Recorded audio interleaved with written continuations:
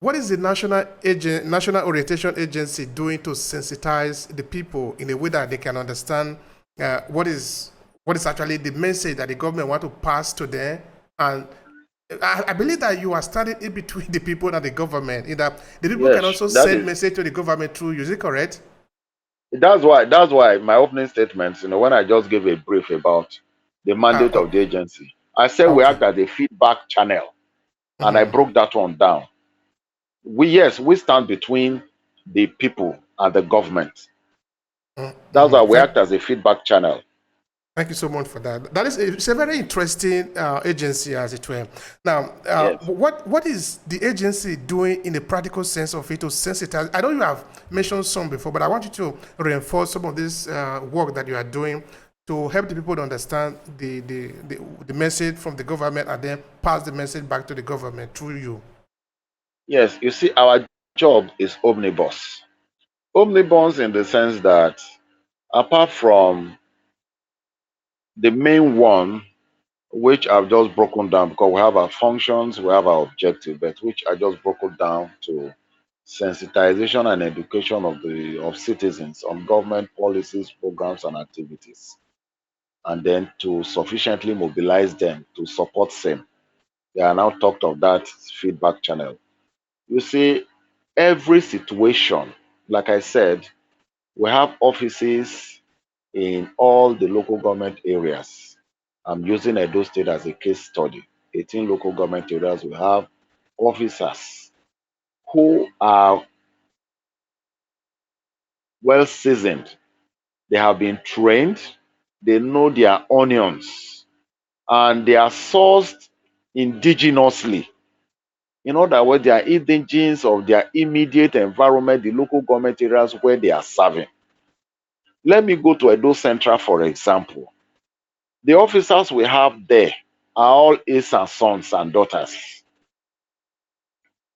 Those working with them are ace and sons and daughters.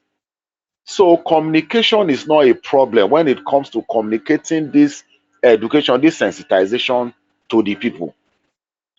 Let me give you an idea. Like this ongoing continuous voter registration exercise, for example, the medium of communication is a language. And how do they do this? They use both formal and informal channels to reach out to the people. Formal, it could be by way of gathering people together.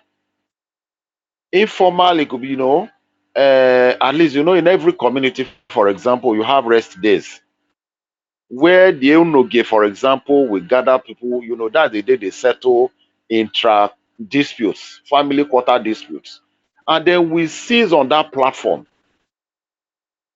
We have we have a facility mapping of these free days, when I mean rest days, of all the communities in the state.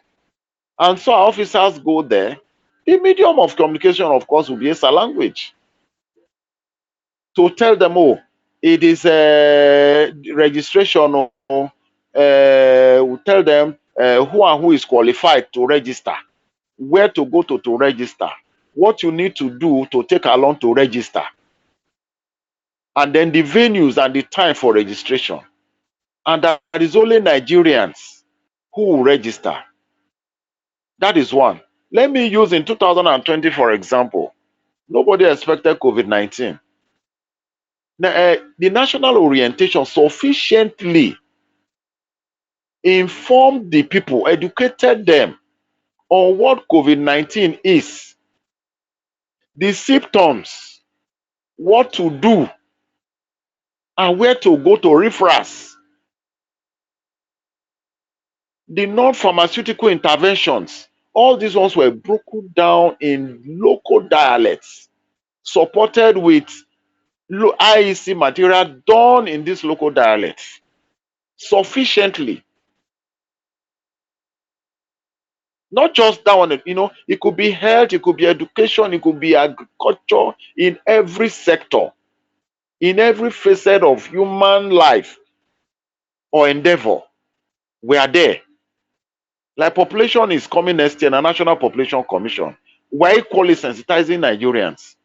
on the modalities.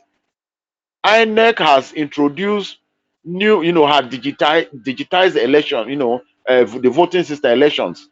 They have started with this off-season, whatever, with the introduction of beavers.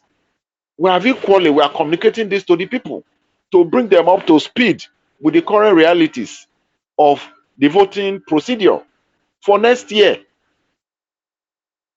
So you see, we are in touch with the people directly. That's why I say we use both formal and informal channels. We go to markets, we go to churches, worship centers, churches, mosques, we go to ceremonies, association meetings, union meetings, and all the rest. There are community-based, faith-based organizations, NGOs, community-based organizations. We have links with the traditional institutions. We have opinion molders and influencers in every community. Those people that when they talk in every community, so people look up to them. They respect that they are not being tainted in any way. Some have served meritoriously and retired as senior citizens. They have their integrity intact. So people listen to them, they respect them. These are the people we use to disseminate our informations in the communities. All right. Thank you so much, sir. I appreciate that. I'm sure the Nigerian people appreciate that too. Now, Yes. based on the job that you are doing today, where do you see the future of this country in terms of the image and the national identity? Well, to me, I see light at the end of the tunnel. Yes. Things definitely will become rosy. You see, one thing is when you discover yourself, you rediscover yourself, then you are on your way to stardom, to grow, to development. I think that is what I envisage with the National Orientation Agency. Because I want to proudly say that the current fervor, frenzy of people, not just youths now, of those who hitherto were lethargic, were apathetic to registration, they are trooping out. It's because of the saturation of the sensitization messages, the awesome powers conferred on every individual by the Constitution. So it's like a reawakening of that consciousness. It has been landed or passive. It has become dominant and active. And that is where they're going. To me, it is kudos to us, to the National Orientation Agency, for making that happen. Like you say, orientation is not 100 meters dash. It is a continuous process. At times people imagine that it is a marathon. It is a 100 meters dash. It is a marathon. It is a continuous process. It is with time, through the positive change of attitude and behavior of citizens, when they begin to manifest, and it is happening now like a whirlwind. I promise you, by next year, the very first election that will happen, presidential, February 25th, you will see you will see the crowd. It's going to be a tsunami. Because the people are conscientized, they are aware of their awesome powers, and they are ready. To me, the future is bright. Bright in the sense that at least with the frenzy of activity, with the volume of work done by my agency, the National Orientation Agency, an average Nigerian, who either was lethargic or who had, apathy, was indifferent to the political happenings around him, has been his consciousness has been reawakened. He's now conscious of his political environment. He's now conscious of the awesome powers he has as conferred on him by the Constitution, and is ready to deploy that power, at least to elect credible candidates in 2023. And you can see that, like I said, from the friends, if you actually visit registration centers, you see the crowd of potential registrants. Those who have even lost their cards deliberately, they are going for revalidation to get fresh ones for renewal. At least it's a positive direction, a pointer to what will happen in 2023. And I ended up by saying that in 2023, Nigeria will not only shake the world, it will shock the world to say, like they say, according, the Western world now believe that Nigeria is a giant that is sleeping. Maybe they say, oh, the giant has woken up from his slumber. To me, it's not that we are sleeping, no, but that is for the Western world. We are going to shock them. We will show them that, yeah, this is Nigeria. And you can see from the off-season election that I've just held, the Ekiti election and Osun election that I held day before yesterday, or yesterday. And you see that at least the improvement on the electoral process by the electoral umpire INEC. To me, it is just a test run. And if this continues, definitely, because most people say, I don't want to vote because my vote no go count. But votes are counting. They have always counted. It is because the people refuse to turn out. And when they turn out, they don't stand to see to make their vote count. Because, like they say, if there's no cleavage in the wall, for example, the lizards will not have anywhere to hide. Or if the wall is standing, for example, can the goat strut over it? No. It is a falling wall that the goat will climb now.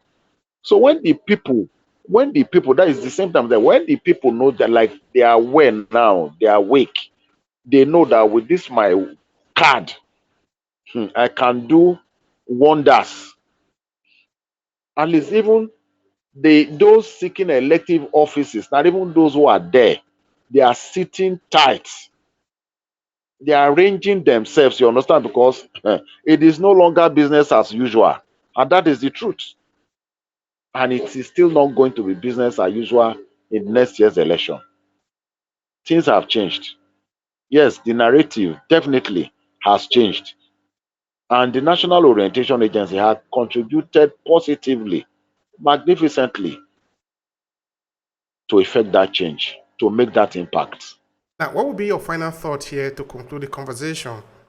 We started, of course, with a beautiful beginning of you, which, of course, that is what we hope for every Nigeria, where the individual people that make up the more than 200 million people in Nigeria should count, where those who deserve it can actually be given without necessarily knowing somebody who would need to tell somebody to help them. My parting shots will be that, one, as citizens, we should be patriotic citizens. We should be proud of who we are. We should be proud of our country, Nigeria. We should refrain from doing those negative things that will further drag the image of the country down, or drag it or bring it to ridicule. We must respect public institutions. Number one, we must respect public institutions. We must not denigrate them. We must be patriotic enough to perform our civic duties. We must cooperate with the relevant agencies to ensure their ultimate performance. Like they say, if you see something, say something. Like the issue of security, for example. Security is not meant alone a duty or functions of uniform or the security agencies. In civilized climes, or abroad, for in foreign land, for example, citizens drive that security by providing robust intelligence information. They volunteer this information because they want these institutions to succeed. But here, that is not so. Instead, we aid and abet. We bring in snippet, we bring in ethnicity, we bring in religion, we bring in tribes, primordial interests and sentiments. We must obey the rule of law, equity, social justice. If Nigerians are citizens, we do the right thing, the country will move forward. Things will become right. That is, if every citizen, for example, do the right thing. That is why our slogan is at the National Orientation Agency, do the right thing, move Nigeria to greatness. If I keep doing the wrong thing, the other man is doing the wrong thing, it will just be motion without movement, my brother. Like I said, the population of followers is more than the leaders. And the followers must decide whether we want to be stagnant or static or remain where we are. It lies in us. And I just hope by His grace, with this current fervor, patriotism in citizens, as I see today, definitely we're on the march to regaining our lost glory. Thank you so much, sir. I really appreciate the time and also the contribution, the lecture, and the learning. It's my pleasure.